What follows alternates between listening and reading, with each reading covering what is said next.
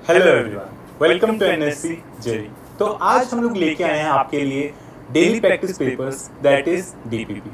इसमें हम लोग कुछ कुछ क्वेश्चन सॉल्व करेंगे। ये भी दो पार्ट में होगा। हम लोग मेंस के क्वेश्चंस अलग करेंगे और एडवांस के क्वेश्चंस अलग करेंगे। तो आज की क्लास जो डेडिकेट होगी वो जेई मेंस के हिसाब से होगी और हम उस लेवल के क्वेश्चंस आज प्रैक्टिस करेंगे। और कौन से पार्ट के जो ऑलरेडी हम लोग कर चुके हैं that is electrolysis. So with this let's begin the topic.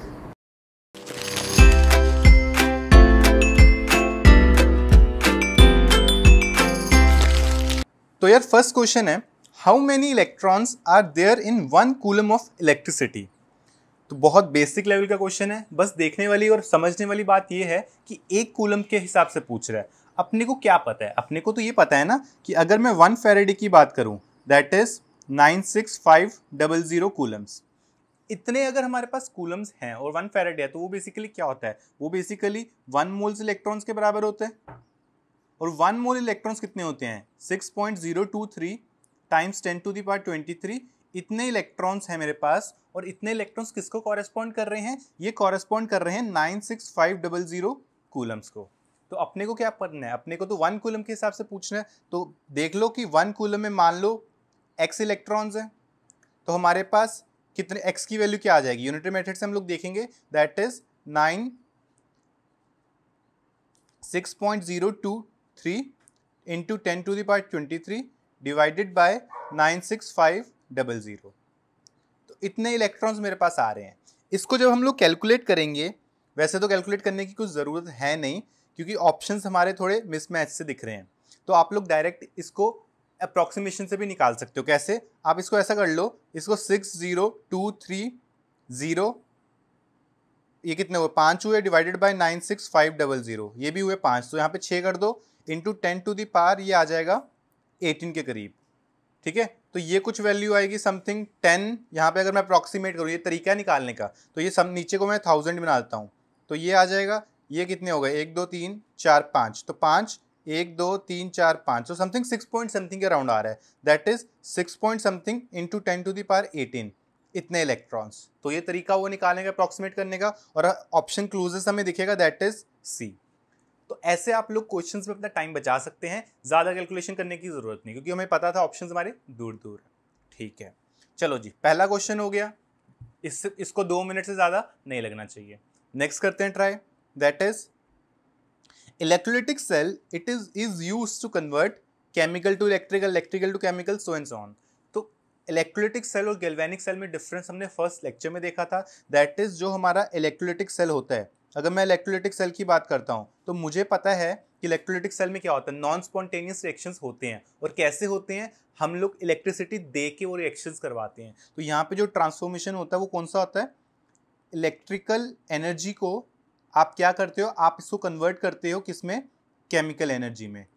और वो क्यों कर रहे हैं हम लोग? क्योंकि जो हमारे रिएक्शंस हैं वो खुद से नहीं होंगे, वो नॉन स्पॉन्टेनियस है। तो आप उन रिएक्शंस को, जो नॉन स्पॉन्टेनियस रिएक्शंस का ज़बरदस्ती करवा रहे हो, उनको ज़बरदस्ती कैसे करोगे आप उनके साथ? आप उनको इलेक्ट्रिकल एनर्जी दोगे। तो इसका आंसर क्या हो जाएगा? Electrical to chemical. तो ऑप्शन कौन सा क्लोजेस्ट है? दैट इज बी, कि इलेक्ट्रिकल से आप केमिकल एनर्जी में कन्वर्ट कर रहे हो एक इलेक्ट्रोलाइटिक सेल में। ठीक है, चलो जी, ये था पार्ट 2। और इस क्वेश्चन को तो देखते ही आ गया, 10 सेकंड से ज़्यादा नहीं लगने चाहिए क्योंकि ये थ्योरी हम लोग बहुत बार कर चुके हैं। तो चलते हैं नेक्स्ट क्वेश्चन पे। दैट इज, और ये आप देख पा रहे हो, ये थोड़ी रैपिड फायर सीरीज होगी, जल्दी जल्दी करेंगे हम इसको। रीजन बीइंग, हमें जेई मेंस की तैयारी करनी है और मैं चाह रहा हूँ चाहे वहां पे हमें एक क्वेश्चन के लिए 2 मिनट मिले, बट यहाँ पे हम एक क्वेश्चन को 1 मिनट के कम टाइम में सॉल्व करेंगे। ठीक है, चलो जी आगे चलते हैं। That is, passage of current for 548 seconds through silver kilometre results in the deposition of this amounts of silver. What is the current? और ऑप्शन दे रखे हैं। ठीक है, कुछ कुछ लिखा हुआ है, अपने को क्या समझ आती है बातें। मैंने बोला अपने स्टेप्स कभी नहीं भूलने। हमें पता है कि जो चार्ज आता है, चार्ज क्या होता है? चार्ज होता है I टाइम्स टी। ठीक है, और ये किस में आता है? कूलम्स में आता है। तो I कितना है हमारे पास? I ही अपने को निकालना है। ठीक है, उसको I ही बोल दो, इनटू टाइम। टाइम दे रखा है 548 सेकेंड्स, डिवाइडेड बाय अगर मैं 96500 से कर दूं तो ये मुझे क्या दे देगा? ये दे देगा मोल्स ऑफ इलेक्ट्रॉन्स। तो इतने मोल्स इलेक्ट्रॉन्स मेरे पास है। ठीक है, नेक्स्ट बोलता है कि सिल्वर कितना डिपॉजिट हुआ। तो यार अगर सिल्वर की बात करता हूं तो सिल्वर किस रिएक्शन से डिपॉजिट होता है? सिल्वर तो इस रिएक्शन से डिपॉजिट होता है, Ag positive plus electrons, it is going to give me silver. तो जितने मोल्स इलेक्ट्रॉन्स हैं उतने ही मोल्स सिल्वर भी डिपॉजिट होगा। तो हम लोग क्या बोल सकते हैं? हम लोग तो स्ट्रेट वे बोल सकते हैं that is moles of electrons is equal two moles of silver. तो मेरे पास सिल्वर के कितने मोल्स आ गए? जितने मोल्स इलेक्ट्रॉन्स थे। तो हम लोग यहां से क्या लिख सकते हैं? This is equal to I times 548 int upon 96500। तो यहां से मेरे पास ये आ गया कि कितने मोल्स मेरे पास सिल्वर है। अब हम लोग क्या कर सकते हैं? मुझे क्वेश्चन में गिवन था कि 0.746 ग्राम सिल्वर मेरा बन रहा है। तो मेरे पास जो मास ऑफ सिल्वर आएगा, मास ऑफ सिल्वर अगर मैं कैलकुलेट करूं तो वो कितना आ जाएगा? वो आ जाएगा number of moles that is I times 548 divided by 96500 into mass of silver कितना होता है? 108। ये वैल्यू मुझे क्वेश्चन में गिवन है कितनी? ये गिवन है क्वेश्चन में 0.746। तो यहाँ से स्ट्रेट वे कैलकुलेट करना आई की वैल्यू। तो ये 1.2 के आसपास आ रहा है। जो भी ऑप्शन हमारे पास क्या है 1.2 समथिंग। तो ऑप्शन क्लोजेस्ट आ गया हमारा ए। यहाँ पे कैलकुलेशन करने पड़ेगी, तो ये थोड़ा टाइम लग सकता है आपको। तो कैलकुलेट को आपको यहाँ पर सॉल्व करना पड़ेगा, थोड़ा टाइम लगेगा। 1 मिनट कैलकुलेशन में लगेगा, 1 मिनट हमने जो पार्ट किया उसमें लगेगा। ठीक है जी, नेक्स्ट क्वेश्चन पे चलते हैं। That is beryllium occurs naturally in the form of beryl. ठीक है, तो बेरिलियम का ओर बोल रखा है। बेरिल एक ओर होता है बेरिलियम का, इसके बारे में लोग स्टडी करेंगे जब इनऑर्गेनिक केमिस्ट्री में आएंगे। The metal produce from its ore by electrolysis after ore has been converted to oxide and then to chloride. अच्छा, क्या बोल रहा है? आसान भाषा में देखते हैं। आपके पास एक ओर है बेरिलियम का, उसको पहले आप कन्वर्ट करते हो ऑक्साइड में, फिर आप उसको कन्वर्ट करते हो क्लोराइड में। इतना दे रखा है, यानी इन सभी में आपके पास क्या है? इन सभी में हमारे पास बेरिलियम है। ठीक है, लास्ट में जो क्लोराइड बन रहा है उसका फॉर्मूला दे रखा है BeCl2। ठीक है, how many grams of beryllium is deposited from molten BaCl2 by a current of 5 ampere that flows for 1 hour, और ये सब कुछ दे रखा है। ठीक है, अमाउंट पूछ रहा है बेरिलियम कितना डिपॉजिट किया। सीधी सीधी बात, आपको पता है कि मोल्स ऑफ इलेक्ट्रॉन्स हम लोग सीधा कैलकुलेट करेंगे। डायरेक्ट लिखूंगा मैं, that is 5 times 3600 divided by 96500। ये हो गए मोल्स ऑफ इलेक्ट्रॉन्स। अगर मुझे बात करनी है बेरिलियम की, तो बेरिलियम इस रिएक्शन से डिपॉजिट होगा, दैट इज B2 पॉजिटिव। कैसे पता लगा? क्योंकि BCl2 बन रहा है, plus 2 electrons is going to give me beryllium. तो मेरे पास जो मोल्स ऑफ बेरिलियम आ जाएंगे वो कितने आ जाएंगे? वो पहले वाले मोल्स ऑफ इलेक्ट्रॉन्स के हाफ हो जाएंगे। तो मैं स्ट्रेट वे उनको लिख दूंगा 5 into 3600 divided by 96500 divided by 2। ठीक है, ये वैल्यू आ गई मोल्स ऑफ बेरिलियम की। लेकिन मुझे मोल्स नहीं निकालना, मुझे मास निकालना है। तो मास कैसे निकालूंगा मैं? अगर मुझे मास निकालना है तो इसी वैल्यू को मैं मल्टीप्लाई कर दूंगा उसके मोलर मास से। तो वो आ जाएगा 5 टाइम्स 3600 डिवाइडेड बाय 96500 टाइम्स 2, और इसको मास मल्टीप्लाई करना है मोलर मास से। बेरिलियम को दे रखा क्वेश्चन में कितना? 9।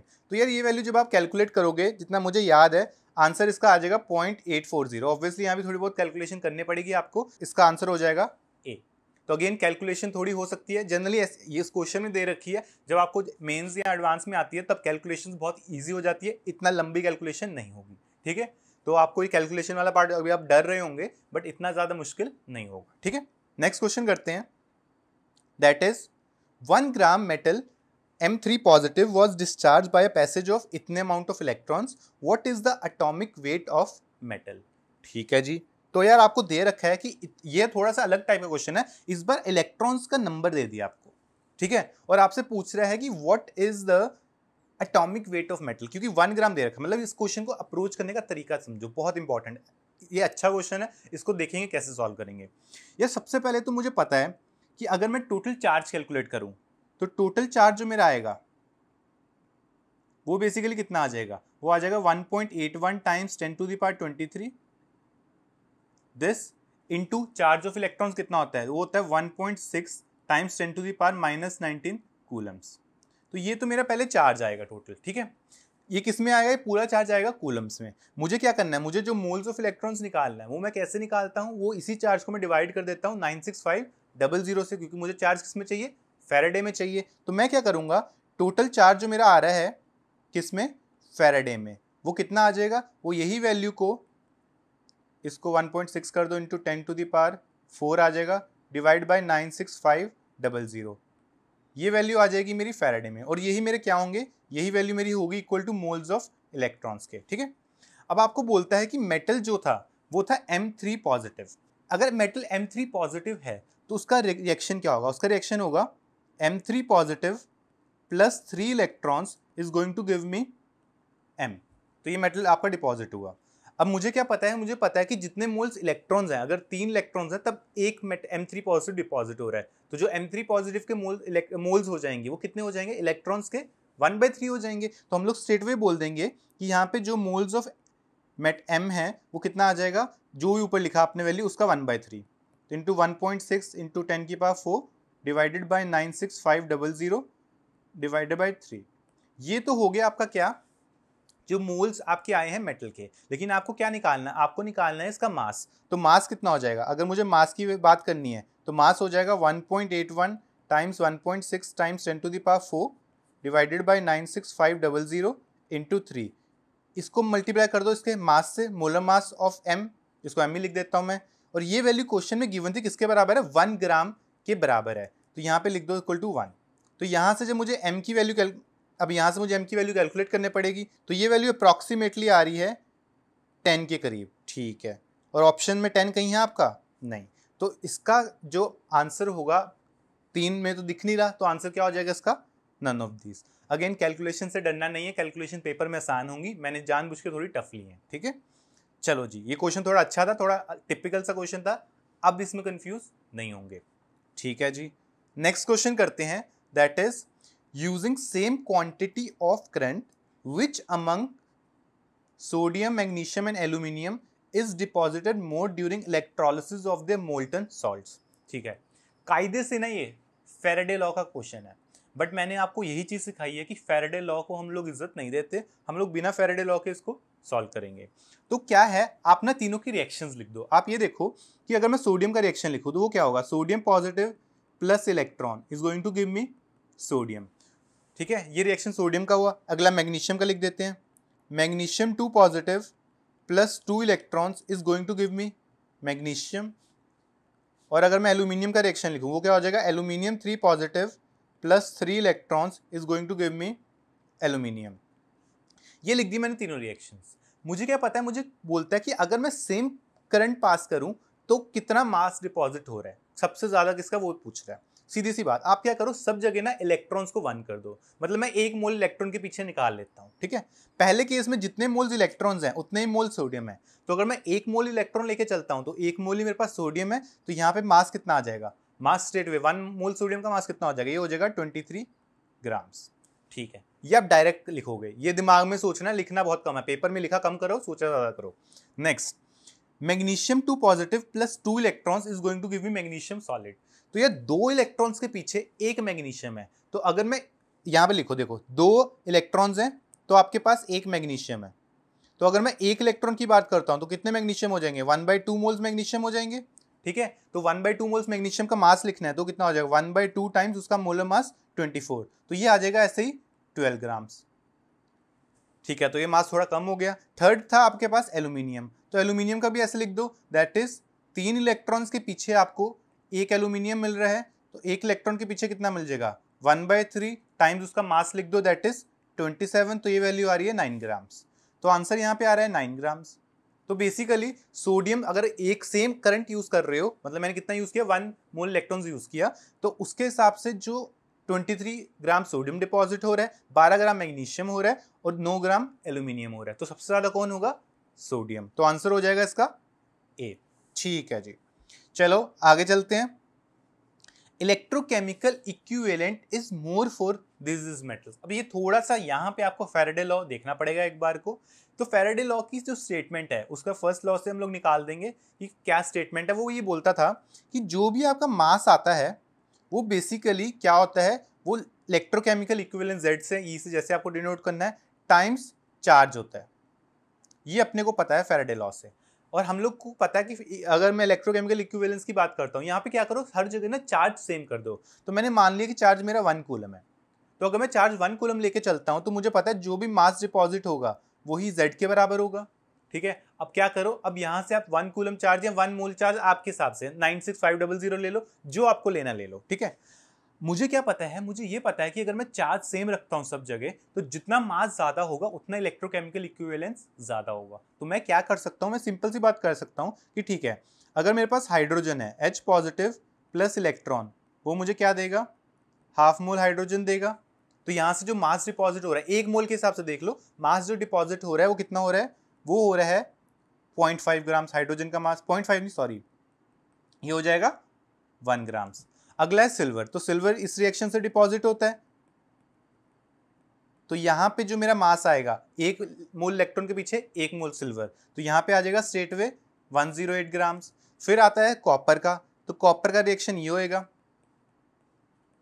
यहाँ से जो मेरे को कॉपर मिल रहा है, बेसिकली 2 इलेक्ट्रॉन्स के पीछे एक कॉपर मिल रहा है, तो एक इलेक्ट्रॉन के पीछे आधा कॉपर मिलेगा, तो आधे कॉपर का मास कितना हो जाएगा, 63.5 डिवाइडेड बाय 2, तो समथिंग 31 समथिंग। और हमारे पास जिंक आ रहा है, जिंक भी इसी रिएक्शन से होता है, zinc 2 positive plus 2 electrons is going to give me zinc solid. तो यहाँ पे जो मास आएगा जिंक का 65 समथिंग मान लो डिवाइडेड बाय 2, तो ये भी अप्रॉक्सीमेटली कुछ 32 के करीब करीब आएगा। तो आपको क्या देखना है, आपको ये देखना है कि जितना मास ज्यादा, सबसे पहले हमने क्या किया कि जितना ज्यादा मास उतना इलेक्ट्रोकेमिकल इक्विवेलेंस ज्यादा, तो हम लोग स्ट्रेट वे बोल देंगे कि जिसमें सबसे ज्यादा मास आ रहा है उसका इलेक्ट्रोकेमिकल इक्विवेलेंस मैक्सिमम हो रहा है। तो आंसर क्या हो जाएगा, 108 ग्राम्स, तो आंसर हो जाएगा जी बी। ठीक है, तो ये थोड़ा टिपिकल क्वेश्चन है फैराडे वाला, थोड़ा सा आइडिया होना चाहिए, लेकिन कंप्लीट हम फैराडे लॉ से कभी नहीं जाएंगे। ठीक है, next, total charge required for oxidation of 2 moles Mn3O4 into MnO2 negative in presence of alkaline medium is. ठीक है, तो यार इंपॉर्टेंट क्या है, जब भी ऐसा क्वेश्चन आएगा ना आपको रिएक्शन बैलेंस करना है, तो ये कायदे से इलेक्ट्रोकेमिस्ट्री का कम और रेडॉक्स का थोड़ा ज्यादा है, बट स्टिल हम लोग इसको सॉल्व करते हैं, कैसे करना है देखते हैं। आपको कन्वर्ट करना है Mn3O4 को, कन्वर्ट करेंगे हम MnO4 2 नेगेटिव में। तो पहले बैलेंस कर लेते हैं, कोई भी मीडियम बैलेंस कर लो, एल्कलाइन दे रखा है, पहले एसिडिक में करके एल्कलाइन में कन्वर्ट कर देंगे, लेकिन उसका ऐसा कोई रोल है नहीं। बैलेंस करेंगे तो 3 Mn है, तो यहाँ पे 3 आ जाएंगे, राइट साइड पे 12 ऑक्सीजन, लेफ्ट साइड पे 4 ऑक्सीजन, तो यहाँ पे मैं 8 वाटर डाल दूंगा। तो अब हाइड्रोजन मेरे कितने हो गए, 16 हो गए, तो यहाँ 16 H पॉजिटिव कर दूंगा। और टोटल चार्ज अब बैलेंस करेंगे, तो चार्ज बैलेंस में राइट साइड पे टोटल चार्ज 16, कितना आ रहा था 16, और यहाँ पे 6 कम हो रहा है, तो यहाँ पे 10 इलेक्ट्रॉन्स का चार्ज मैं डाल दूंगा। तो मुझे क्या पता है कि अगर मैं 1 मोल Mn3O4 यूज करता हूं तो मुझे कितने मोल्स इलेक्ट्रॉन्स चाहिए, 10 मोल्स इलेक्ट्रॉन्स चाहिए। ये चीज मुझे इस रिएक्शन को बैलेंस करके पता लगी, और जितने मोल्स इलेक्ट्रॉन्स होते हैं उतने ही फैराडे होते हैं, तो ये कितने हो गए, यहाँ पे हो गया 10 फैराडे। लेकिन क्वेश्चन में आपको 1 मोल नहीं पूछ रहा, क्वेश्चन में आपसे पूछ रहा है 2 moles, that is 2 moles Mn3O4। तो यहाँ पे हम लोग क्या कर देंगे, 2 मोल्स अगर मुझे लिखना है तो 2 मोल्स Mn3O4, 1 से 10 है तो 2 से कितना हो जाएगा, डबल हो जाएगा, दैट इज 20 फैराडे। तो आंसर इसका हो जाएगा सी। ठीक है जी, तो ये क्वेश्चन हो गए, आप देख रहे हो एकदम जल्दी जल्दी होने वाले क्वेश्चन, ज्यादा नहीं लगेगा, 30 सेकंड से ज्यादा 1 मिनट, इसमें आप क्वेश्चन कर पाओगे। Next, the electrolytic decomposition of dilute sulphuric acid with platinum electrode और कैथोडिक रिएक्शन पूछ रहा है आपसे। ठीक है, तो यार डाइल्यूट सल्फ्यूरिक एसिड है, सीधी सीधी बात, आपके पास क्या है, H पॉजिटिव है, सल्फेट आयन होएगा, और वाटर का H पॉजिटिव होगा, वाटर का हाइड्रोक्साइड होएगा। मुझे क्या पता है कि ये यहाँ पे एक साइड से लेफ्ट साइड पे तो जो होता है वो कैथोड होता है, दैट इज यहाँ पे रिएक्शन ही कैथोड पे होएगा, क्यों, क्योंकि यहाँ पे रिडक्शन होती है, और ये जाके एनोड पे होएगी। इनमें भी मैं बता, यहाँ पे तो सेम ही है, तो ये तो एक ही जाएगा, और राइट साइड पे एनोड में कौन सा जाएगा, हाइड्रोक्साइड जाएगा। तो आपसे पूछ रहा था कैथोडिक रिएक्शन, तो कैथोड पे क्या होगा, कैथोड पे जो आपका H पॉजिटिव है वो एक इलेक्ट्रॉन एब्जॉर्ब करेगा, कन्वर्ट हो जाएगा हाइड्रोजन गैस में। तो आपसे यही पूछ रहा था क्या हो रहा है, और ये क्या प्रोसेस है, एडिशन ऑफ इलेक्ट्रॉन्स। तो एडिशन ऑफ इलेक्ट्रॉन्स को क्या बोल सकते हैं हम लोग, सीधा सीधा रिडक्शन होगा, और ये हमारी कैथोड पे होगी। तो क्वेश्चन में ऑप्शंस देख लो, that is reduction of H positive. तो बहुत सिंपल, डायरेक्ट, मुश्किल से 15 सेकंड, इससे ज्यादा टाइम यूज मत करना है इसमें। ठीक है, क्योंकि यही टाइम आप बाद में केमिस्ट्री में कर लोगे, तो यही टाइम आपका बाद में फिजिक्स और मैथ्स में सेव होगा। ठीक है, चलो जी नेक्स्ट क्वेश्चन करते हैं, that is a solution of potassium sulfate in water is electrolyzed using inert electrodes। ठीक है, तो क्या है हमारे पास, पोटेशियम है और सल्फेट है। ठीक है, वाटर में इलेक्ट्रोलाइज किया है, ठीक है जी, तो H पॉजिटिव और OH नेगेटिव भी होगा, और पूछ रहा है products at anode and cathode. अभी अभी देखा कि यहाँ पे हमारा कैथोड का रिएक्शन होता है और इधर हमारा एनोड का रिएक्शन होता है। तो पहले देख लेते हैं कौन कहाँ जाएगा। के पॉजिटिव ऊपर होता है, एच पॉजिटिव नीचे होता है, तो यहाँ से एच पॉजिटिव जाएगा। सल्फेट और हाइड्रोक्साइड में से हमें पता है हाइड्रोक्साइड जाएगा। तो कैथोड पे रिएक्शन अगर मुझे लिखना है तो कैथोडिक रिएक्शन क्या हो जाएगा, वो हो जाएगा एच पॉजिटिव एक इलेक्ट्रॉन लेगा, रिडक्शन होगी और कन्वर्ट हो जाएगा हाइड्रोजन गैस में। तो ये रिएक्शन हो रहा है कैथोड, ठीक है। और अगर मैं एनोड की बात करता हूँ तो एनोड पे हाइड्रोक्साइड जा रहा है, मुझे पता है 4 हाइड्रोक्साइड कन्वर्ट होते हैं, 4 इलेक्ट्रॉन्स डोनेट करता है, प्लस 2 मोल्स वाटर बनाता है, प्लस ऑक्सीजन बनाता है। तो ये रिडक्शन हो रही है और रिडक्शन कहाँ हो रही है, ये ऑक्सीडेशन हो रही है और ऑक्सीडेशन कहाँ पे हो रही है, एनोड पे हो रही है। तो मुझे पूछ क्या रहा था कि कैथोड पे क्या बनेगा, कैथोड पे मुझे दिख रहा है हाइड्रोजन बनेगा और एनोड पे मुझे पूछ रहा है तो एनोड पे मुझे ऑक्सीजन मिलेगा। तो ये हो जाएगा कैथोड पे हाइड्रोजन, उस पे ऑक्सीजन। तो आंसर हो जाएगा इसका ए। ठीक है जी, चलो थोड़ा सा फील आ रहा होगा, थोड़ा मजा आ रहा होगा क्वेश्चंस करने में। ऐसे ही करते रहना, यही आपको हेल्प करेगा आगे हाई स्कोर करने में। Next, A passage of current through a solution of electrolytes resulted in evolution of H2 at cathode and chlorine at anode. The electrolytic solution is, ठीक है। अगर H2 at cathode हो रहा है तो कैथोड पे मुझे पता है रिएक्शन क्या हो रहा होगा, H पॉजिटिव एक इलेक्ट्रॉन पकड़ रहा होगा और कन्वर्ट हो रहा होगा हाइड्रोजन गैस में। और क्लोरीन है तो क्लोरीन वाला रिएक्शन हो जाएगा, दैट इज क्लोरीन कन्वर्ट हो रहा होगा हाफ क्लोरीन गैस में, प्लस एक इलेक्ट्रॉन डोनेट कर रहा होगा। तो ये रिएक्शन हो रहा है मेरा कैथोड पे और ये वाला रिएक्शन हो रहा है मेरा एनोड पे। कैसे पता लग रहा है, इलेक्ट्रॉन्स की पोजीशन से पता लग रहा है। लेफ्ट पे है तो रिडक्शन होगा, राइट पे है तो ऑक्सीडेशन होगा। अब बोलता है कि इलेक्ट्रोलाइटिक सॉल्यूशन में क्या क्या प्रेजेंट है। तो अगर मैं बात करता हूँ वाटर की, तो वाटर में क्या प्रेजेंट है, H पॉजिटिव और OH नेगेटिव। तो ये यहाँ पे तो हाइड्रोजन बनना चाहिए और एक साइड ऑक्सीजन बनना चाहिए, लेकिन वो तो बन नहीं रहा, तो ये ऑप्शन नहीं होगा। नेक्स्ट है एक्वस H2SO4। तो यार अगर एक्वस H2SO4 है तो अगेन वही वाला बनेगा। अभी हमने थोड़ी देर पहले भी देखा कि यहाँ पे H पॉजिटिव ये सारे प्रेजेंट होंगे, तो यहाँ से तो हाइड्रोजन जाएगा, हाइड्रोजन बन जाएगा कैथोड पे, लेकिन यहाँ से फिर ऑक्सीजन जाएगा, तो यहाँ से हमारा क्या होगा, ऑक्सीजन जा रहा है, क्लोरीन नहीं बन पा रहा, तो ये ऑप्शन भी नहीं होगा। Next is aqueous NaCl।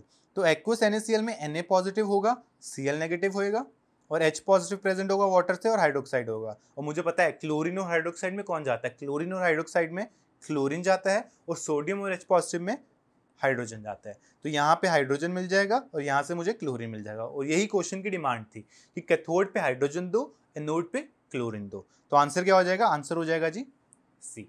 ठीक है, कोई दिक्कत यहाँ तक, कोई भी प्रॉब्लम आ रही है कमेंट्स में पूछो, या हमारा इंस्टाग्राम हैंडल पे आप DM कर सकते हो या फेसबुक पे पूछ सकते हो, कहीं भी पूछो, डाउट पूछो, कॉन्सेप्ट क्लियर करो, क्वेश्चन लगाओ। ठीक है, चलो जी next. If mercury is used as cathode in electrolysis of aqueous NaCl solution, the ion discharge at cathode is। ठीक है, तो यार ये क्वेश्चन मैंने जानबूझ के लिया है, रीजन बीइंग इसका कोई DMs में मेरे पास बहुत बारे क्वेश्चन आया है कि सर इसमें क्या करना है, कि सोडियम और हाइड्रोजन में तो हमने कॉन्सेप्ट पढ़ो कि जब मैं आपसे बोलता हूँ कि हमारे पास aqueous NaCl है, तो लेकिन इलेक्ट्रोड कौन सी यूज कर रहे हैं हम लोग, प्लेटिनम की कर रहे हैं। तो हम लोग यहाँ पे बोलते हैं कि हमारे पास ठीक है Na पॉजिटिव है, Cl नेगेटिव है, H पॉजिटिव है और OH नेगेटिव है। तो यहाँ से हम लोग हाइड्रोजन नीचे होता था तो हाइड्रोजन को भेज देते थे, और क्लोरीन ऊपर था उससे डिस्चार्ज पोटेंशियल कम था तो उसको क्लोरीन को भेज देते थे। लेकिन इलेक्ट्रोड्स कौन सी थी, इलेक्ट्रोड्स पे ध्यान दो, इलेक्ट्रोड थी हमारे पास प्लेटिनम की। अगर इलेक्ट्रोड मेरे पास प्लेटिनम की है तो मुझे ध्यान क्या रखना था कि अगर यही इलेक्ट्रोड को मैं बदल दूं, that is reactive electrodes use करूं। आपने पहले एक मेथड पढ़ा था, याद करो, जब हम लोग S ब्लॉक पढ़ रहे थे, S ब्लॉक जब आप लोगों ने 11th में पढ़ा होगा, आपने वहाँ पे देखा होगा कि जब मर्क्यूरी को यूज़ करते हैं तो यहाँ पे एक डिफरेंस आता है। मर्क्यूरी को जब आप यूज़ करोगे, एक्वस NaCl लो, और अगर मैं इलेक्ट्रोड ले लूँ मर्क्यूरी की, तो मुझे पता है सोडियम की मर्क्यूरी के साथ रिएक्शन हो जाता है। तो यहाँ पे अगर आपके पास Na पॉजिटिव है और H पॉजिटिव है और क्लोरीन है और हाइड्रोक्साइड है, इनमें तो कोई डिफरेंस नहीं आएगा, यहाँ पे तो क्लोरीन ही जाएगा। लेकिन सोडियम और हाइड्रोजन में से अब की बार क्योंकि इलेक्ट्रोड आपने बदल दी, तो सोडियम क्या करता है, सोडियम मर्क्यूरी की प्रेजेंस अब की बार सोडियम अमलगम बनाता है। तो ध्यान में रखने वाली बात यह है कि अब सोडियम जाएगा ना कि हाइड्रोजन। तो ये हम लोग ऑलरेडी जब हम लोग पढ़ रहे थे S ब्लॉक में, इवन हाइड्रोजन में आप लोगों ने किया होगा कि जब हम लोग NaCl का सोल्यूशन को यूज़ करते हैं, दैट इज ब्राइन सोल्यूशन लेके चलते हैं। तो ब्राइन सोल्यूशन में अगर मर्क्यूरी इलेक्ट्रोड यूज़ करोगे तो सोडियम जाएगा, ना कि हाइड्रोजन। तो यहाँ पे आपसे पूछ रहा था आयन डिस्चार्ज एट कैथोड, तो कैथोड में अब की बार कौन सा डिस्चार्ज हो रहा है? हाइड्रोजन नहीं हो रहा, अब की बार हो रहा है सोडियम। तो इस चीज़ का ध्यान रखेंगे। चलते हैं नेक्स्ट क्वेश्चन पे, that is how much time is required for complete decomposition of 4 moles of water using 4 MFA। ठीक है, तो यार टाइम पूछ रहे हैं और डीकम्पोजिशन ऑफ वाटर पूछ रहे हैं। इसको अगर ध्यान हो, आपने पहले दिन जो हमने इलेक्ट्रोलिसिस जिस दिन पढ़ा था लेक्चर 2 में, मैंने डीकम्पोजिशन ऑफ वाटर का आपको पूरा प्रोसेस करवाया था। यहाँ पे बस मैं बहुत शॉर्ट में आपको बताऊंगा। हमने रिएक्शन लिखे थे, दैट इज जब वाटर जब भी डीकम्पोज होता है तो H पॉजिटिव 2H पॉजिटिव ले लो प्लस 2 इलेक्ट्रॉन्स, ये आपको देगा हाइड्रोजन। ऐसे ही 2OH नेगेटिव, ये आपको दे देगा 2 electrons plus 1 mole water, plus यहाँ पे जितना OH होता है उससे क्या हो जाता है, 4OH होता है, तो 2 वाटर होता है, 2OH है तो 1 बन जाएगा, यहाँ पे 1 लिख दो, प्लस आपका 1/2 मोल्स किसके आ जाएंगे, ऑक्सीजन गैस के आ जाएंगे। तो अगर मैं इनको ऐड कर दूँ तो आपको लेफ्ट साइड पे क्या मिल रहा है, 2 मोल्स वाटर मिल रहा है, तो यहाँ पे 2H2O लिख दो। It is going to give me, electrons तो कैंसिल हो जाएंगे, hydrogen plus half mole oxygen plus 1 mole water. तो अब हमने क्या किया, हमने 2 मोल्स इलेक्ट्रॉन्स ले, कैथोड पे भी नोड पे भी, तो 2 मोल इलेक्ट्रॉन्स के पीछे आप देखो यहाँ पे लेफ्ट साइड पे 2 मोल्स वाटर है, राइट साइड पे 1 है, तो इसको कैंसिल कर देते हैं, दैट इज ये। तो नेट रिएक्शन अगर मैं लिखूँ तो वो कितना आ रहा है, H2 दे रहा है आपको, H2 प्लस हाफ O2, और ये कितने के पीछे हो रहा है, ये 2 इलेक्ट्रॉन्स के पीछे हो रहा है। तो मैं एक चीज़ बोल सकता हूँ सिंपली, मैं ऑलरेडी लेक्चर एक्सप्लेन कर चुका हूँ लेक्चर 2 में, जिनको प्रॉब्लम है यहाँ पे मैं डाल देता हूँ लिंक, दैट इज लेक्चर 2, आप इलेक्ट्रोलिसिस का देख लो। तो उसमें मैंने यही बताया था कैसे ये पूरा प्रोसेस हो रहा है। तो हर 2 इलेक्ट्रॉन्स के पीछे हमारा 1 मोल वाटर डीकम्पोज हो रहा है। तो आपसे बोलता है कि 4 मोल्स अगर वाटर डीकम्पोज होता है, तो 4 मोल्स वाटर डीकम्पोज हो रहा है, तो इलेक्ट्रॉन्स कितने मोल्स हुए, डबल हो जाएंगे ऑब्वियसली। अगर 2 मोल्स, अभी हमने देखा कि 2 इलेक्ट्रॉन्स के पीछे हमारा 1 मोल वाटर डीकम्पोज हो रहा है, तो आपको कितने मोल्स वाटर डीकम्पोज करना है, आपको 4 मोल्स करना है। तो 4 मोल्स अगर मुझे डीकम्पोज करना है वाटर को, तो मुझे कितने मोल्स इलेक्ट्रॉन्स चाहिए, इंटू 4 टाइम्स हो जाएगा, दैट इज 8 मोल्स इलेक्ट्रॉन्स चाहिए। तो 8 मोल्स इलेक्ट्रॉन्स चाहिए और करंट आपको 4 दे रखा है, तो स्ट्रेट वे आप क्या लिख सकते हो, that is I times I आपको दिस अपॉन 96500, ये क्या होता है, number of moles of electrons होते हैं। तो यहाँ पे I को पुट कर दो 4 इंटू टाइम को T रहने दो, डिवाइडेड बाई 96500। ये वैल्यू किसके बराबर आनी चाहिए, ये वैल्यू आनी चाहिए आपकी 8 के बराबर। तो यहाँ से टाइम कैलकुलेट करेंगे तो आ जाएगा 8 इंटू 96500 डिवाइडेड बाई 4, तो ये आ जाएगा, इसको डबल कर दो, दैट इज आंसर क्या हो जाएगा 19300, ये हो जाएगा 0। तो यहाँ पे आंसर आ जाएगा 1.93 टाइम्स 10 टू द पावर 5, तो आंसर हो जाएगा जी बी। ठीक है, चलो जी, ये क्वेश्चन जिनको नहीं, इनको लगा कि बहुत जल्दी से हुआ है, वो अगेन लेक्चर 2 को देखेंगे इलेक्ट्रोकेमिस्ट्री का, जिसमें इलेक्ट्रोलिसिस में ये पूरा क्वेश्चन बहुत डिटेल में डिस्कस हुआ था। चलो next, the element indium is to be obtained by electrolysis of molten halide of the element. ठीक है, पैसेज ऑफ इतना current for a period of 40 minutes result in formation of this grams of indium. What is the oxidation state if indium in halide melt? ठीक है, और indium का atomic mass दे रखा है। तो यार अब इतनी प्रैक्टिस हो गई है कि हम लोग डायरेक्ट इक्वेशन बना सकते हैं। स्टिल मैं आपको कायदे से तो इसको 30 सेकंड लगने चाहिए, स्टिल मैं उसको थोड़ा डिटेल में एक्सप्लेन करूंगा। दैट इज, पहले तो मोल्स ऑफ इलेक्ट्रॉन्स निकालो। तो मोल्स ऑफ इलेक्ट्रॉन्स क्या होंगे, वो हो जाएंगे 3.2 टाइम्स 40 टाइम्स 60 डिवाइडेड बाई 96500। तो इतने मोल्स हमारे पास इलेक्ट्रॉन्स के हैं। ठीक है, सेकेंड स्टेप होता है हमारा, इसी से हम लोग रिएक्शन लिखते हैं और रिएक्शन लिख के हम उस मेटल के मोल्स निकालते हैं। तो यार अगर इंडियम की स्टेट आपको पता नहीं है तो आप क्या करो, पहले तो आप ये देख लो कि जो भी नंबर ऑफ मोल्स होते हैं, जिसके भी, मतलब मान लो कि अगर मैं Mg2 पॉजिटिव की बात कर रहा हूँ, तो Mg2 पॉजिटिव 2 इलेक्ट्रॉन्स लेता है और कन्वर्ट हो जाता है मैग्नीशियम में। तो हम लोग सब क्या करते थे, जो जितने मोल्स इलेक्ट्रॉन्स के हैं उसके हाफ मोल्स मैग्नीशियम के हैं, तो यहाँ पे हम लोग क्या पुट कर देते थे, इसके नीचे वही वैल्यू आ जाती थी। यहाँ पे मैं N पुट कर देता हूँ। अगर सिमिलरली Al3 पॉजिटिव है तो वो 3 इलेक्ट्रॉन्स लेके कन्वर्ट किस में होता है, एल्यूमिनियम में होता है, तो यहाँ पे हम लोग 3 पुट कर देते थे n की जगह। तो ऐसे ही अगर मैं इंडियम का कुछ वैल्यू n मान लेता हूँ तो ये क्या हो जाएगा, मोल्स ऑफ इंडियम जो हो जाएंगे वो कितने हो जाएंगे, वो हो जाएंगे 3.2 times 40 times 60 divided by 96500 into n। ये हो गए मोल्स ऑफ इंडियम। लेकिन मुझे मोल्स नहीं निकालना, मुझे मास देखना है। तो अगर मैं मास की बात करता हूँ तो मास क्या हो जाएगा, मास हो जाएगा इसी को जो मोल्स आ रहे हैं उसको मल्टीप्लाई कर दो किससे, उसको मल्टीप्लाई कर दो आप ना इसके मास से। मोलर मास कितना है 114.8 गिवन है। तो ये वैल्यू आपको ये आ जाएगा टोटल मास ऑफ इंडियम जो डिपॉजिट हुआ। और ये क्वेश्चन में गिवन था कितना था, इट वाज 3.05। तो 3.05 के इक्वल कर दो। तो ये वैल्यू जब आप कैलकुलेट करोगे n की वैल्यू अप्रॉक्सीमेटली आती है, अब ऑब्वियसली यहाँ पे थोड़ी कैलकुलेशन है, वो आती है अप्रॉक्सीमेटली 2.99 के करीब। तो आपको क्लोजेस्ट ऑप्शन देखना है, क्लोजेस्ट ऑप्शन कौन सा हो जाएगा, ए। तो इंडियम प्रेजेंट होगा हमारा +3 ऑक्सीडेशन स्टेट में। ठीक है, तो ये आंसर आपको निकालना पड़ेगा, कैलकुलेशन थोड़ी करनी पड़ेगी। अगेन IIT में थोड़ी कैलकुलेशन आसान होगी। ठीक है, next, in the electrolysis of aqueous NaCl what volume of chlorine is produced in the same time that it takes to produce 5 liters of hydrogen। कुछ नहीं है, aqueous NaCl की इलेक्ट्रोलिसिस हो रही है, तो मुझे पता है क्या क्या होगा, Na पॉजिटिव होगा, Cl नेगेटिव होएगा, H पॉजिटिव होगा, OH नेगेटिव होगा, यहाँ पे क्लोरीन जाएगा, यहाँ से हाइड्रोजन जाएगा। तो रिएक्शन लिख देते हैं, that is H positive plus electron, ये आपको दे देगा हाफ हाइड्रोजन गैस, ये होएगा रिएक्शन एट कैथोड। और अगर मैं बात करता हूँ एनोड की, तो एनोड पे क्या रिएक्शन होता है, क्लोरीन आपको क्या देता है, क्लोरीन आपको क्लोरीन गैस दे देता है हाफ मोल प्लस 1 इलेक्ट्रॉन दे देता है। तो आप एक चीज़ देखो ध्यान से कि मैंने इलेक्ट्रॉन्स को सेम रखा है, दैट इज जितने मोल्स इलेक्ट्रॉन्स एनोड पे उतने ही कैथोड पे हैं। तो 1 इलेक्ट्रॉन, अगर 1 मोल इलेक्ट्रॉन है तो हाफ मोल हाइड्रोजन गैस मिल रही है, और जितने मोल्स इलेक्ट्रॉन, यहाँ पे 1 मोल इलेक्ट्रॉन उतने ही उसके आधे मोल्स क्लोरीन मिल रही है। तो एक सीधी सी बात दिख नहीं रही कि हाइड्रोजन जो है आपके पास, हाइड्रोजन और क्लोरीन इनके मोल्स बराबर हैं। अगर मैं इलेक्ट्रॉन्स के मोल्स सेम रखता हूं तो हाइड्रोजन और क्लोरीन के मोल्स बराबर हैं। तो जितने मोल्स हाइड्रोजन गैस रिलीज होगी उतने ही मोल्स क्लोरीन गैस भी रिलीज होगी। तो मोल्स बराबर है तो वॉल्यूम भी बराबर होगी, कोई कंडीशन तो हम एसटीपी मान के चल रहे हैं। तो अगर 5 लीटर्स हाइड्रोजन रिलीज हो रही है तो 5 लीटर्स ही क्लोरीन भी रिलीज होगी। तो इस क्वेश्चन में ज़्यादा कैलकुलेशन नहीं थी। अगर आप रिएक्शन लिखते 30 सेकेंड्स लगते, डायरेक्ट रिलेट करते 5 लीटर हाइड्रोजन है तो 5 लीटर ही क्लोरीन होगी। ठीक है, चलो जी नेक्स्ट क्वेश्चन पे आते हैं।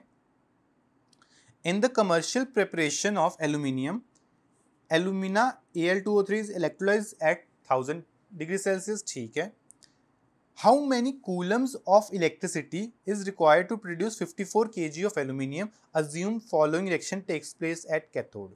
ठीक है, तो यार एल्यूमिनियम की कायदे से हम लोग बाद में पढ़ेंगे कि क्या हेरोल्ड्स प्रोसेस हम लोग करते हैं, बट उस पर अभी नहीं जाते, क्वेश्चन ऑलरेडी गिवन है सब कुछ। तो आप लोग क्या करो, पहले तो मोल्स ऑफ इलेक्ट्रॉन्स देखते हैं। मोल्स ऑफ इलेक्ट्रॉन्स हम लोग कैसे निकालते हैं, चार्ज, और चार्ज ही निकालना तो अभी I/T मत करना, charge in Coulomb's divided by 96500। और क्वेश्चन में आपको रिएक्शन भी गिवन है। तो अगर मैं मोल्स ऑफ एल्यूमिनियम की बात करता हूँ तो वो कितने आ जाएंगे, वो स्ट्रेट अवे, अगर एक एल्यूमिनियम मिलने पे, एक एल्यूमिनियम के पीछे हमें 3 इलेक्ट्रॉन्स मिल रहे हैं, तो आपको क्या करना है, आपको ये देखना है कि जितने इलेक्ट्रॉन्स के मोल्स हैं उसके 1/3 मोल्स एल्यूमिनियम के हैं। तो यहाँ पे जो एल्यूमिनियम के मोल्स आ जाएंगे वो क्या आ जाएंगे, charge divided by 96500 divided by 3। तो इतने मोल्स हमारे पास एल्यूमिनियम आएगा। और अब मुझे क्या निकालना है, मुझे मास देखना है एल्यूमिनियम का। तो मास ऑफ एल्यूमिनियम कितना हो जाएगा, चार्ज डिवाइडेड बाय 96500, इतने जितने मोल्स थे इनटू उसका मोलर मास, तो कितना होता है 27 होता है। ये आपको क्वेश्चन में गिवन था, कितना था मास, 54 किलोग्राम्स। तो ये किसके बराबर गिवन है, 54 × 10⁻³ इतने ग्राम्स। तो यहाँ से जब मुझे चार्ज कैलकुलेट करना है तो चार्ज की वैल्यू क्या आ जाएगी, वो आ जाएगी 96500 times 3 times 54 times 1000 divided by 27।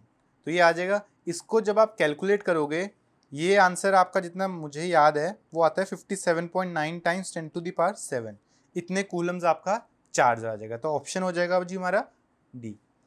डरना नहीं, बार बार बोलूँगा, कैलकुलेशंस क्वेश्चंस में मुश्किल है, पेपर में आसान होगी। ठीक है, चलो जी नेक्स्ट क्वेश्चन करते हैं, that is the current efficiency of electro deposition of copper metal in which 9.8 grams copper is deposited by a current of 3 ampere for 100 seconds from aqueous copper sulfate solution is about। ठीक है, तो copper की electrolysis हो रही है, reaction क्या होता है लिख लेते हैं, that is copper 2 positive plus 2 electrons is going to give me copper.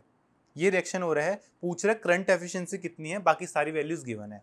तो मुझे पता है पहले तो मोल्स ऑफ इलेक्ट्रॉन्स क्या हो जाएंगे, वो हो जाएंगे करंट एफिशिएंसी को मैं बी के लिए x बोल देता हूँ, x टाइम्स करंट कितना दे रखा है 3 दे रखा है, टाइम्स उस टाइम दे रखा है 1000 सेकेंड्स डिवाइडेड बाय 96500। इतने मोल्स हमारे पास इलेक्ट्रॉन्स के होंगे और मोल्स ऑफ कॉपर कितने हो जाएंगे, कॉपर के जो मोल्स डिपॉजिट होंगे बेसिकली वो इन्हीं इलेक्ट्रॉन्स का हाफ हो जाएगा, क्योंकि 2 इलेक्ट्रॉन्स के पीछे एक कॉपर डिपॉजिट हो रहा है। तो ये हो जाएगा x times 3000 divided by 96500 into 2। तो इतने मोल्स मेरे पास कॉपर के हैं, लेकिन क्वेश्चन में को मास गिवन है, तो मास क्या हो जाएगा कॉपर का, मास हो जाएगा यही मोल्स वाली value number of moles divided into molar mass. तो मोलर मास कितना होता है कॉपर का 63.5 होता है। ये बराबर कर दो किसके, जितना मास गिवन है दैट इज 9.8 ग्राम्स। तो यहाँ से अब अगेन कैलकुलेशन है, तो यहाँ से जब आप x की वैल्यू निकालते हो वो आती है अप्रॉक्सीमेटली 0.99 के करीब। तो जितना वो x की वैल्यू, x क्या है basically current efficiency, current efficiency किस में है, ये रेशो में है, दैट इज 0.99। तो अगर 0.99 करंट एफिशिएंसी आ रही है तो परसेंटेज अगर मुझे निकालनी है तो परसेंटेज क्या हो जाएगा, वो हो जाएगा 99%। तो आंसर क्या हो जाएगा हमारा, आंसर हो जाएगा आपकी बात स्ट्रेट अवे बी। तो करंट एफिशिएंसी हो जाएगी 99%। ठीक है जी, नेक्स्ट क्वेश्चन करते हैं, that is the last question of the day which is when molten lithium chloride is electrolysed. ठीक है, मोल्टन है, ध्यान दो, lithium metal is formed at the cathode. ठीक है, इफ करंट एफिशिएंसी 75%, अब की बात करंट एफिशिएंसी दे दिया हमें, then how many grams of lithium is liberated when this amount of charge, अब की बार चार्ज दे दिया, पास थ्रू द सेल। ठीक है, तो क्वेश्चन में गिवन है, पहले तो आप क्या करो, हम लोग स्टेप बाय स्टेप प्रोसीड करते हैं। रिएक्शन होता है जी, ये लिथियम पॉजिटिव एक इलेक्ट्रॉन लेता है और कन्वर्ट होता है लिथियम सॉलिड में। तो जितने मोल्स इलेक्ट्रॉन्स के हैं उतने ही मोल्स लिथियम के हैं। और मोल्स ऑफ इलेक्ट्रॉन्स हम कैसे निकालते हैं, वो निकालते हैं current efficiency that is 0.75 times current into time that is charge दे दिया दैट इज 1930 डिवाइडेड बाय 96500। और जितने मोल्स हमारे पास इलेक्ट्रॉन्स के हैं उतने ही मोल्स के हैं हमारे पास लिथियम के। और जितना अगर मोल्स ऑफ लिथियम आ गया, अब क्या निकालना, तो मास निकालना है, दैट इज क्वेश्चन में पूछ भी क्या रहा है, क्वेश्चन में आपसे if then how many grams, mass ही पूछ रहा है। तो मास ऑफ लिथियम कितना हो जाएगा, mass of lithium straight away हो जाएगा 0.75 टाइम्स जो मोल्स ऑफ लिथियम आ जाएंगे इनटू इसका मोलर मास। तो वो कितना दे रखा है 7 दे रखा है। तो ये कैलकुलेट कर लेंगे तो आंसर आ रहा है 0.105 इतने ग्राम। तो ऑप्शन हो जाएगा जी ए। आज हम लोगों ने कुछ मेंस लेवल के क्वेश्चंस प्रैक्टिस किए जो इलेक्ट्रोलिसिस पे आ सकते हैं। इन्हीं में से अलग अलग टाइप का हम लोग टच कर चुके हैं, और यहीं अगर इलेक्ट्रोलिसिस का क्वेश्चन आना हो तो इसी किसी टाइप का क्वेश्चन आपके पास आ सकता है। ऐसे ही एक एडवांस लेवल की डीपीपी भी लेके आएंगे, उसमें थोड़े क्वेश्चंस कम होंगे लेकिन हम क्वालिटी क्वेश्चंस उसमें प्रैक्टिस करेंगे। With this let's end the topic. Hopefully आपको अच्छा लगा हो। अगर अभी तक आपने सब्सक्राइब नहीं किया तो आप सब्सक्राइब ज़रूर करना, बेल आइकन को आप प्रेस करना ताकि आपको हमारा नोटिफिकेशन सबसे पहले मिले। और अगर आप अभी भी चाह रहे हो कोई और टॉपिक स्टार्ट किया जाए तो आप हमें कमेंट करके वो टॉपिक बता सकते हैं। Thank you.